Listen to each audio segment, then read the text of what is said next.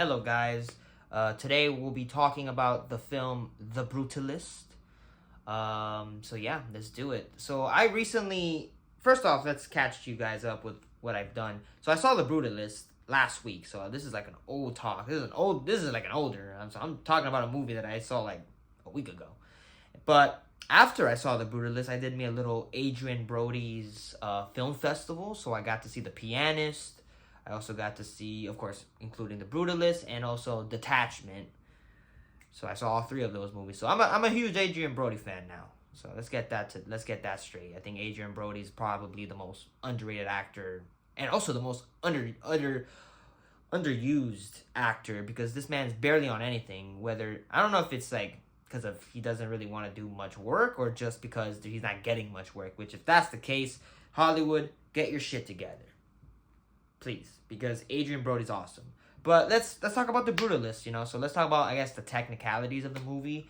It's visually stunning. I mean, it's a great shot film. I think it's beautiful in every way visually.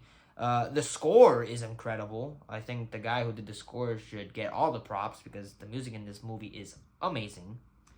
The performances all around is incredible. It's Adrian Brody playing an architect who leaves his country to America because of World War II. And, he's, at first he's homeless and then he gets called up by Guy Pearce to do an architecture work. And man, Adrian Brody's great in this movie. I think this is an Oscar-worthy film, first off, even though I feel like the Oscars lately have lost a lot of credibility. I mean, fucking shit, man. I don't know what kind of goofy juice they're on with the whole Emilia Perez thing, which I will talk about that movie someday. I need to see it, whether I like it or not. Just because, dude, 13. I don't want to make it about this, but Jesus, 13 nominations for this movie, and I've heard not a damn good thing about it. So I'll talk about it. I'll talk about it for you guys. You know what? Since we're back live, I'll talk about Emilia Perez. Whether it's good or bad. I don't give a shit. I'm talking about it. Anyways, The Brutalist. Sorry, I got lost in track. The Brutalist. Incredible film, man. It's the performance by Adrian Brody is incredible. He's doing some of his best work here. And very tough to watch, in certain moments, man. Because he also have a drug addiction. I think heroin. Which is never good to see. I mean, it's always tough to see somebody dealing with such a heavy addiction. And he's great in this film. Guy Pearce is amazing. He seems like a good guy, but his true colors comes along throughout the film. And there's a certain moment in this movie, which I'm not gonna pretend here.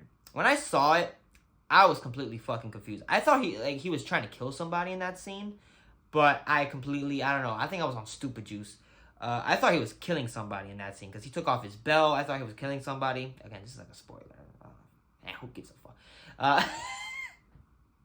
But yeah, there was a certain moment in this movie that I was like, I don't know what the fuck happened, and then by the end, a certain character says what happened. I'm like, well, that did not come into my mind. I think I was in stupid juice in that scene.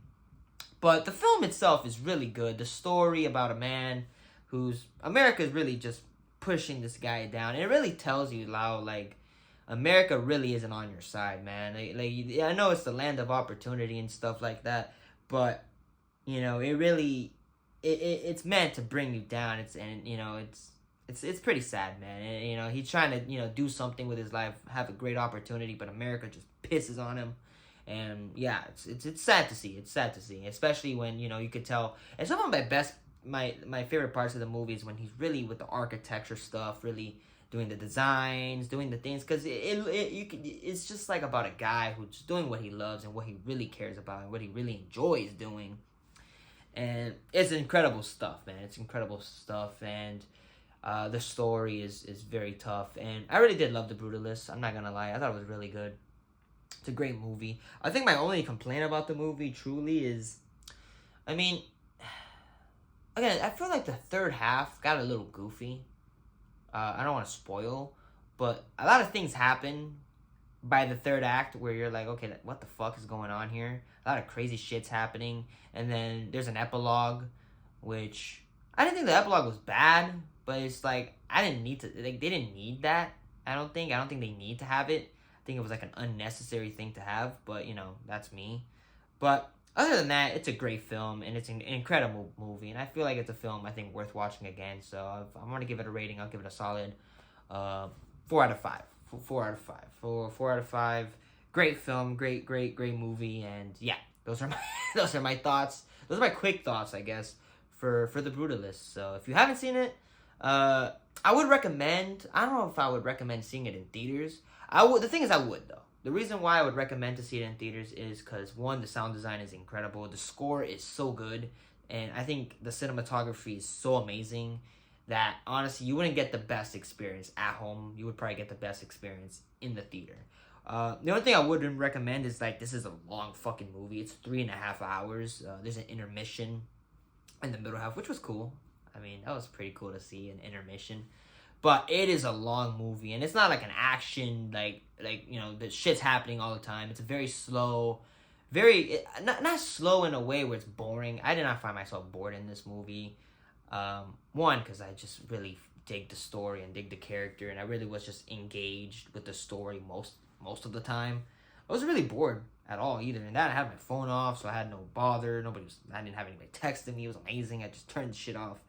Which I would recommend. Only if you if you're like on call, like if you're a fucking police officer watching a movie and like some dude gets killed or somebody getting shot and you need to get the fuck out, I understand. But if you're like a normal viewing guy who shouldn't be worried about anything, turn off your phone. Who cares? Okay, if somebody calls you, just call them after the movie. I don't know why I had to talk about that. Anyways, that's all. I would recommend it. 4 out of 5. And yeah, I'll see you guys in the next video.